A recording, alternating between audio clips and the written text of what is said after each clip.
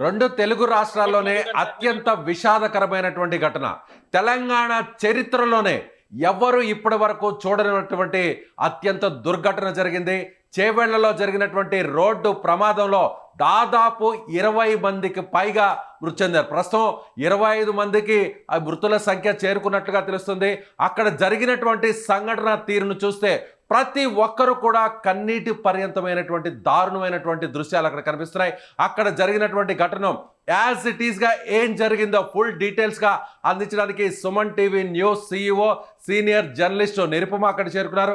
నిరుపమ, అక్కడ జరిగినటువంటి తాజా పరిస్థితిని, ఇప్పటి వరకు కూడా బస్సులో 70 మంది ప్రయాణిస్తున్నట్టుగా అధికారులు చెప్తున్నారు. 25 మంది చనిపోయినట్లుగా సమాచారం అందుతోంది. అసలు ఏం జరిగింది, అక్కడ ఉన్నటువంటి పరిస్థితులను డీటెయిల్గా వివరించే ప్రయత్నం చేయండి. 4:45కి ఇది అక్కడ డిపో నుంచి, అంటే ఎక్కడైతే ఫస్ట్ బయలుదేరిందో ఆ డిపో నుంచి ఇది 4:45కి స్టార్ట్ అయింది. హైదరాబాద్ సైడ్ వస్తా ఉంది. నిజంగానే ఇందులో 70 మంది ఉన్నట్లు కన్ఫర్మ్ చేస్తున్నారు అందరూ కూడాను. ఆ 70 మందిలో ఇప్పటికీ 25 మంది చనిపోయారు. ఇంకా చాలా మంది క్షతగాత్రులైనటువంటి పరిస్థితి, వాళ్ళందరికీ హాస్పిటల్స్ లో ట్రీట్మెంట్ ఇస్తా ఉన్నారు. ఎదురుగుండా వస్తున్నటువంటి టిప్పర్ లారీ, ఆ టిప్పర్ లారీలో దొడ్డు కంకర ఉంది, లావు కంకర ఉంటుంది కదా, ఆ దొడ్డు కంకర ఉంది.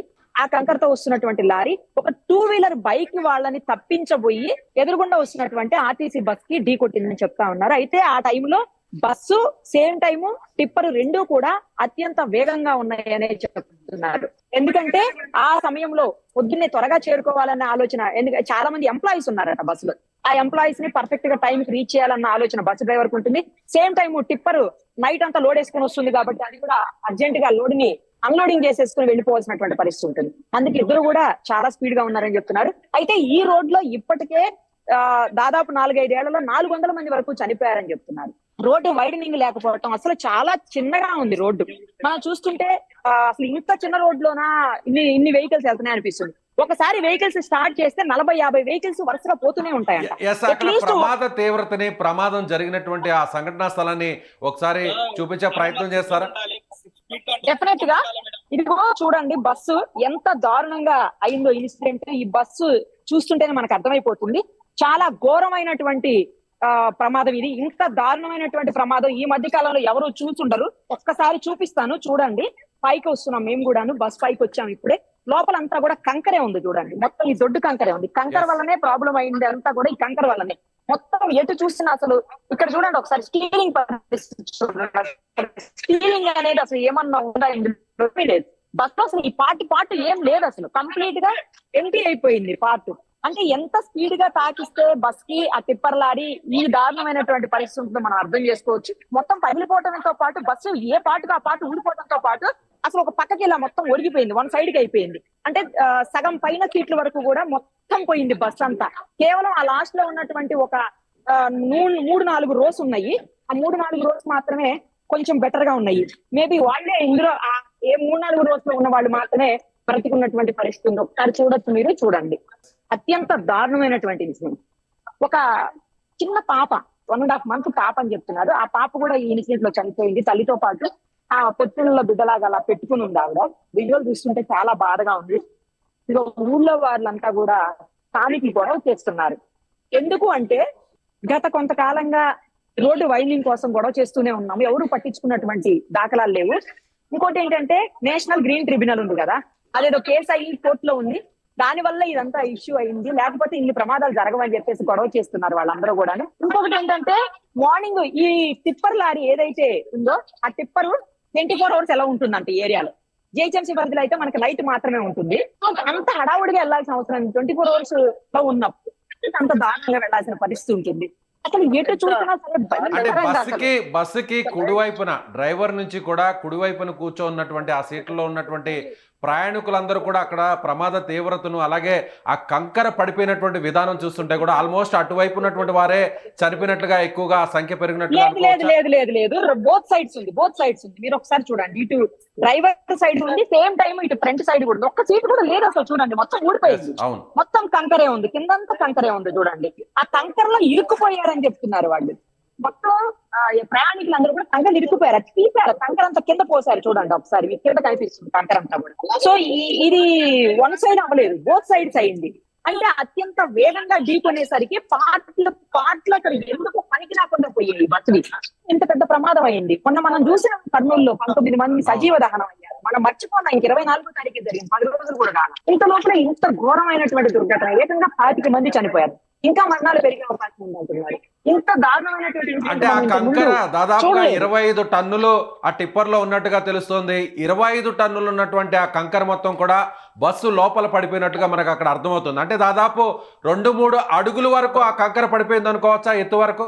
ఎస్ అంతకంటే ఇంకా ఎక్కువే పడిపోయింది. మొత్తం తీశారు, బస్సు దిగాము. ఇప్పుడు నేను ఒకసారి మీకు బస్సు ఫ్రంట్ పార్ట్ చూపిస్తాను చూడండి. ఇది అసలు ఏమన్నా ఉందా ఫ్రంట్ పార్ట్ ఒక్కసారి చూడండి. ఆ బస్సు నెంబర్ చూడండి, TS 34TA 6354. చూసారు కదా, అసలు ఏమి లేదు. అసలు ఫ్రంట్ పార్ట్ మొత్తం ఏమీ లేదు. సాండోర్ డిపో అన్నమాట. అది పైన డిపో పేరు కూడా రాసింది డిపో అని చెప్పి. గతంలో ఇదే డ్రైవరు ఆ గుట్ట మీద, అనంతగిరి గుట్ట మీద కూడా ప్రమాదానికి కారణం అయ్యాడంట. ఈ డ్రైవరే ఆ గుట్ట మీద నుంచి బస్ పడేసిన ప్రమాదం కూడా జరిగిందంట. లాస్ట్ 2-3 ఇయర్స్ బ్యాకే చేశాడంట. అది మనం అది కూడా విన్నాము. అదే డ్రైవర్ మళ్ళీ ఇప్పుడు కూడా. ఒకసారి టిప్పర్ దగ్గరికి వెళ్దాం రండి. టిప్పర్ దగ్గరికి వెళ్తే మనకు అది కూడా టిప్పర్ ఎలా ఉందో కూడా తెలుస్తుంది. సేమ్ టైం టిప్పర్ కంటే ముందు ఒక్కసారి ఒక గుంత ఉంది, ఇక్కడ చూపిస్తాను మీకు. అది గుంత కూడా ప్రమాదానికి కారణం అని చెప్తా ఉన్నారు. ఈ గుంతని తప్పించబోయి 2 వీలర్ వస్తుంది. ఆ గుంతలో నుంచి పక్క నుంచి 2 వీలర్ వెళ్తుంటే తప్పించబోయి ఆ 2 వీలర్ ని ఎదురుగుండా వచ్చినటువంటి బస్ కి డాష్ ఇచ్చాడని చెప్తా ఉన్నారు. ఈ గుంత వల్లే కొంత కారణము. తర్వాత టిప్పర్ ని పక్కకు తీశారు, అది కూడా చూద్దాం రండి. మొత్తం అందరూ ఊర్లో వాళ్ళందరూ ఇక్కడే ఉన్నటువంటి నిరుపమ, మళ్ళీ టిప్పర్ వరకు వెళ్తాం. ఒక్కసారి మీరు ముందుగా బస్సు మళ్ళీ టిప్పర్ కి సంబంధించినటువంటి వీడియోని మళ్ళీ అక్కడ మనం చూపించే ప్రయత్నం చేద్దాం. ఆ బస్సు దగ్గరే అసలు ఆ బస్సు దగ్గర ఉన్నటువంటి ఆ ప్రమాద తీవ్రతని మీరు ఒకసారి వివరించే ప్రయత్నం చేయండి. సరే, బస్ దగ్గరే చూద్దాం రండి. అయితే బస్సు అసలు ఏముందని చెప్పాలి. బస్ కి ఏమి లేదు, ఏ పార్ట్ మిగలలేదు. బస్సు అసలు ఒక్క చిన్న పార్ట్ కూడా మిగిలినటువంటి పరిస్థితి. అసలు ఇంత పూర్తిగా డ్యామేజ్ అయింది ఈ మధ్య కాలంలో ఎవ్వరూ ఎక్కడా కూడా చూడలేదు అసలు. ఇప్పుడు మనకి సరిగ్గా అక్కడ వ్యూ కనిపిస్తుంది. అంటే బస్సు ముందు భాగం నుంచి దాదాపుగా చివరి వరకు కూడా పూర్తిగా అక్కడ ధ్వంసమైనటువంటి పరిస్థితి మనకి చాలా స్పష్టంగా కనిపిస్తుంది. అంటే ప్రమాద తీవ్రత అంటే 25 మంది వరకు చనిపోయారంటే ఎస్ అర్థమైంది కదా ఇప్పుడు మీకు బస్ పరిస్థితి ఎలా ఉంది అనేది. ఏ చిన్న పార్ట్ కూడా బస్సులో మిగలలే. అసలు మొత్తం కంప్లీట్ గా డ్యామేజ్ అయిపోయింది. కంప్లీట్ గా ఇట్లా క్రష్ అయిపోయినట్టు అయిపోయింది. క్రష్ అంటాం కదా, క్రష్ అయిపోతుంది కదా బస్సు. ఇట్లా పిండేస్తే అయిపోతుంది చూడండి, అట్లా క్రష్ అయిపోయినట్టు అయిపోయింది. అసలు ఇంత ఘోరంగా అయితే ఈ మధ్యకాలం చూడలేదు మనం. ఇంత దారుణంగా అయిపోయింది. అసలు ఏ పార్ట్ లేదు. అక్కడ కట్టర్స్ కనిపిస్తున్నాయి, అందులో బయటకు తీస్తున్నట్టుగా తెలుస్తుంది. అవును, కట్ చేసి తీశారు. ఇవన్నీ ఇరుక్కుపోయాయి చాలా మంది. అంటే బయట నుంచి వచ్చినటువంటి అదే గుద్దినటువంటి ఆ టిప్పర్ లోంచి పడిన దొడ్డు కంకర ఏదైతే ఉందో ఆ కంకర లో ఇరుక్కుపోయి దేనికి పడితే దానికి పట్టేసినటువంటి. అందుకే ఎక్కడికక్కడ కట్ చేసి పడేశారు చూడండి. సీట్లు అవన్నీ కూడా కట్ చేసేసారు. సో అంటే డ్రైవర్ తో పాటు మొత్తం 25 మంది చనిపోయారంటే కేవలం ఈ ప్రమాదం కంటే బస్సును ఢీకొట్టడం కంటే దాని వల్ల జరిగినటువంటి ప్రమాదం కంటే కంకర పడిపోవడం వల్లే మృతుల సంఖ్య ఎక్కువ పెరిగింది. ఎస్ కంకర లోపల నుంచి ఇరుక్కుపోయారు కదా, కంకర లోపల ఇరుక్కుపోవడమే మేజర్ రీజన్ గా చెప్పారు. సేమ్ టైం గుద్దుకున్నప్పుడు కూడా పాటలన్నీ ఇట్లా క్రష్ అయిపోయా. క్రష్ అయిపోయిన దాంట్లో మధ్యలో కూడా ఇరుక్కుపోయి పడిపోయినటువంటి పరిస్థితి ఉంది చాలా మంది. మళ్ళీ మిమ్మల్ని సంప్రదిస్తాము. నిరుపమ, మళ్ళీ మిమ్మల్ని సంప్రదించేటువంటి ప్రయత్నం చేస్తాం. ఒక్కసారిగా బస్సు చూస్తే, ఆ బస్సును ఒక్కసారి చూస్తే ఆ ప్రమాద తీవ్రత ఏ స్థాయిలో ఉంది అనేది మనకు అర్థమవుతుంది. బస్సులో 70 మంది ప్రయాణిస్తున్నారు. 70 మంది ప్రయాణిస్తున్నటువంటి ఆ బస్సుని ఒక్కసారిగా 25 టన్నుల లోడుతో వెళ్తున్నటువంటి వేగంగా వెళ్ళి ఆ టిప్పర్ బస్సుని ఢీకొట్టడంతో బస్సు మొత్తం అంతా కూడా నుజ్జు అయిపోయింది.